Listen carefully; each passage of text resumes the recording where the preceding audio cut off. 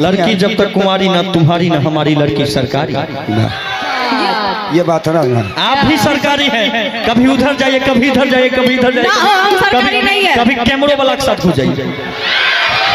लेकिन कोई बात नहीं सोमिया जी, कैमरा वाला के साथ तो हर हमेशा रहते हैं। कैमरा में हमारा दिल में वाह।